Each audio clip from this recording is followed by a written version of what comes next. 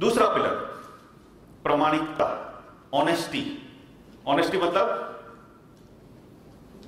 ईमानदारी। ईमानदारी मतलब, ईमानदार किसको कहते हैं हम? कौन ईमानदार होता है? कैसा पर्सन जिसको हम ईमानदार कहते हैं? ये ईमानदार है कोई एक पर्सन हम बोलते हैं, वो किसके लिए हम बोलते हैं ऐसा? हाँ, डॉग। ओके हमको पर्सन मिला नहीं कोई एक पर्सन ईमानदार है, हम कब बोलते हैं?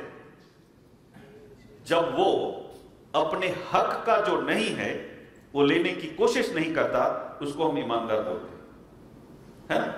सो अगर हम जो अपने हक में है उसके अलावा जो कुछ भी हमारे हक के बाहर है, जो हमारा अधिकार नहीं है, ऐसी कोई चीज लेने की कोशिश नहीं करते, इसका मतलब हमारा पिलर नंबर 2 स्ट्रांग है।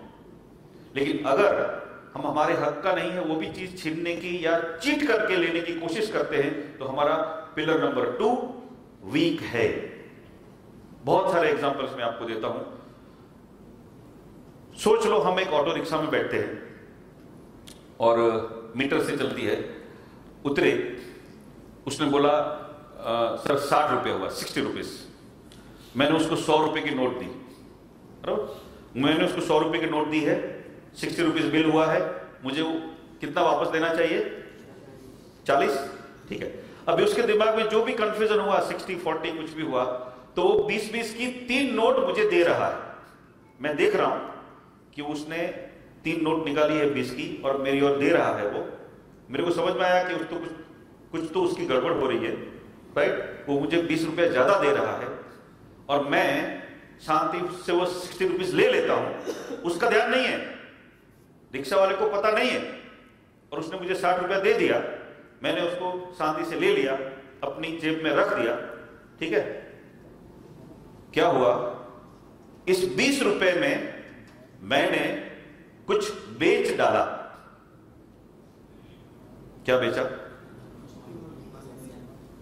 मेरी ईमानदारी और मेरा पिलर नंबर 2।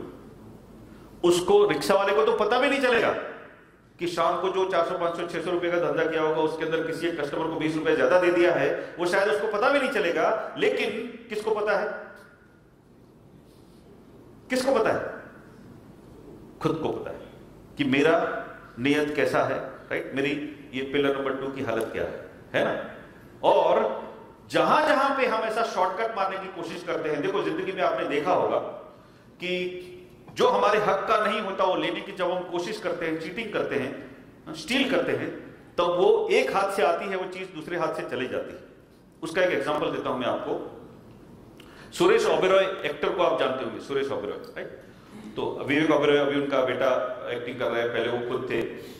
वो ब्रह्मा कुमारीज का एक प्रोग्राम आता है, ब्रह्मा कुमारीज का, शाम को टीवी पे आता है, मॉर्निंग में भी आता है। वहां पे जो सिस्टर शिवानी है, सिस्टर शिवानी के साथ क्वेश्चन आंसर में सुरेश ओबेरॉय जी आते हैं और वो सिस्टर को कुछ सवाल पूछते हैं और सिस्टर उनको कुछ जवाब देती है। ऐसा आधे घंटे का रेगुलरली प्रोग्राम आता है।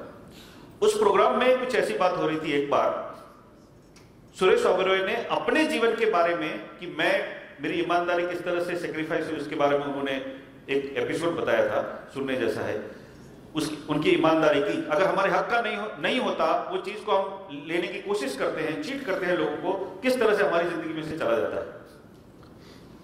वो कहते हैं कि एक दिन मैं अंधेरी से रिक्शा में बैठा, ऑटो रिक्शा में, और बांद्रा तक गया, मुंबई में बांद्रा तक गया। और बांद्रा में जब रिक्शा वाले को पैसा देने के लिए मैंने अपना वॉलेट निकाला, तो मेरा वॉलेट मेरी जेब में नहीं था, गुम हो गया। वॉलेट गुम हो गया, ऐसा जब मुझे पता चला तभी मेरे दिमाग में स्ट्राइक हुआ कि वॉलेट के अंदर 800 रुपए थे। मैं अंधेरी से निकला था, तब वो कहता है कि मैं नया नया मुंबई में आया था, स्ट्रगल करता था, मुझे एक्टिंग नहीं मिली थी, तब तक मैं डबिंग करता था, मेरी आवाज बहुत अच्छी थी तो मैं डबिंग करता था। तो एक डबिंग स्टूडियो में से निकला था, मैंने अभी अभी डबिंग का काम किया था जिसका मुझे 800 रुपये मिला था। वो 800 रुपये मेरी वॉलेट में था और वो वॉलेट अंधेरी से बांद्रा पहुंचने तक बीच में कहीं पे गिर गया।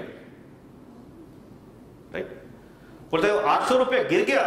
जब मुझे पता चला तब थोड़ी मिनटों के अंदर मुझे पूरा सीन याद आ गया कि ये पूरा हुआ क्या, ये एग्जैक्टली 800 रुपये मेरी वॉलेट में से पूरा वॉलेट 800 रुपये का गया क्यों।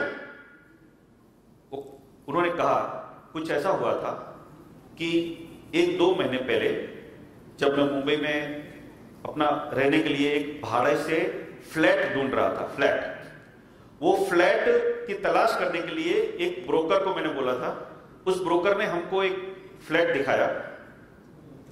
उस फ्लैट में मैं गया तो वहां पे उनके लैंडलॉर्ड भी थे वहां पे, और लैंडलॉर्ड ने मुझे पूछा कि आप नाम क्या है आपका, तो मैंने बताया मेरा नाम सुरेश ओबेरॉय है। तो लैंडलॉर्ड को पता चल गया कि मैं पंजाबी हूं। सो लैंडलॉर्ड ने मुझसे पंजाबी में बात की, कुछ ऐसा बोला कि ये जो ब्रोकर आया है तो वो वैसे भी पंजाबी नहीं जानता, वो गुजराती है, तो तू जानता है मैं जानता हूं, अभी तू इस ब्रोकर को मना कर दे, तू बोल दे कि मुझे ये फ्लैट पसंद नहीं आया और हमको कुछ नहीं करने का है, तुम चले जाए यहां से। 2 घंटे के बाद शाम को मेरे पास वापस आना अगर तुमको फ्लैट अच्छा लगता है तो। राइट, क्योंकि उस वक्त 800 रुपए का वो फ्लैट का भाड़ा नक्की हो रहा था मंथली, आज से 30-40 साल पहले की बात है। सो 800 रुपया भाड़ा नक्की हो रहा था। सो 800 रुपये में लैंडलॉर्ड ने बोला मुझे भी इसका 800 रुपये देने पड़ेंगे ब्रोकरेज का, और तुझे भी 800 रुपये देने पड़ेंगे, तो हमारे दोनों के 800 रुपये खराब होंगे। इसके बदले हम क्या करेंगे, तू मुझे जानता है मैं तुझे जानता हूं, हम दोनों पंजाब के, छोड़ना यार, इसको निकाल देते हैं साइड में से। तो सुरेश ओबेरॉय ने कहा मैंने ब्रोकर को बोला कि नहीं ये फ्लैट मुझे पसंद नहीं है, अभी आप छोड़ो, मुझे मेरे लिए फ्लैट तलाश करना, मैं जरा बाद में जरूरत पड़ेगी तो आपको बताऊंगा, अभी कुछ नहीं। ऐसा करके मैंने ब्रोकर को टाल दिया और 2 घंटे के बाद लैंडलॉर्ड के पास वापस गया और मैंने उसको टोकन दिया और वो फ्लैट ले लिया। मैंने अपने 800 रुपये बचा लिए, उसके भी 800 रुपये बच गए। तो वो जो 2 महीने पहले 800 रुपये बचाए थे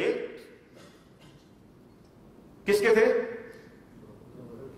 ब्रोकर के थे, और गए कैसे, किसी और तरीके से गए। किसके पास गए होंगे मालूम नहीं, लेकिन मेरे हक के नहीं थे इसलिए गए। और ऐसा होता है हमारे जीवन, ऐसा होता है। राइट, सो ये पिलर नंबर 2 अपने को स्ट्रॉन्ग रखना है कि जो हमारे हक का नहीं है वो पाने की कोशिश नहीं करनी। राइट, सो पिलर नंबर 2 याद रखोगे।